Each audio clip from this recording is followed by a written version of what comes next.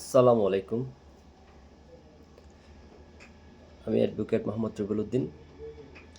আজকে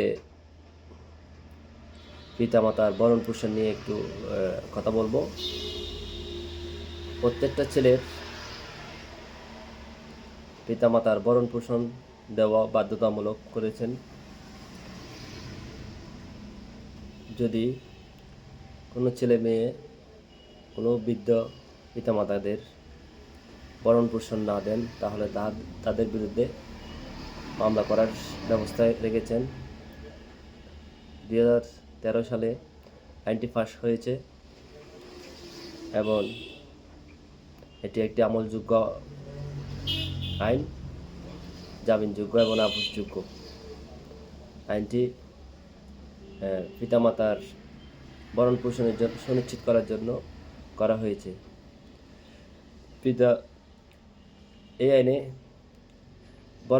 পিতামাতাকে ভরণ-পোষণ যদি না দেওয়ার জন্য কেউ সহযোগিতা করে, যেমন স্ত্রী,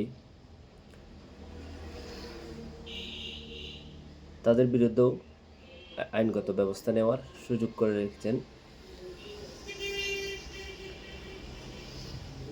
আইনটি 1 বছর সাজা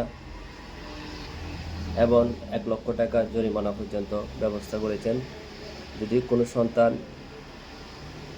বা সন্তানের স্ত্রী দ্বারা বাধা হয়ে পিতামাতার ভরণ-পোষণের খরচ না দেন, তাহলে এই আইনে 1 বছরের শাস্তির বিধান এবং 1 লক্ষ টাকা জরিমানার ব্যবস্থা করেছেন।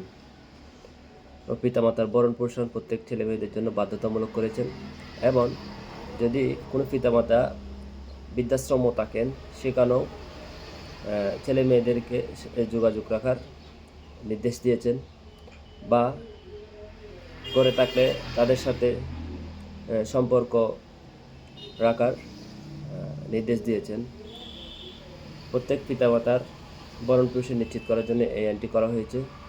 তো কোনো পিতামাতা যদি ভরণ-পোষণ থেকে কোনো ছেলে বঞ্চিত করে, তাহলে তাদের বিরুদ্ধে আইনগত ব্যবস্থা নেওয়ার জন্য 2013 সাল থেকে একটি আইন প্রচলিত আছে এবং এটি আমলযোগ্য এবং আপসযোগ্য। ধন্যবাদ। আজকে পিতামাতার ভরণ-পোষণ সম্পর্কে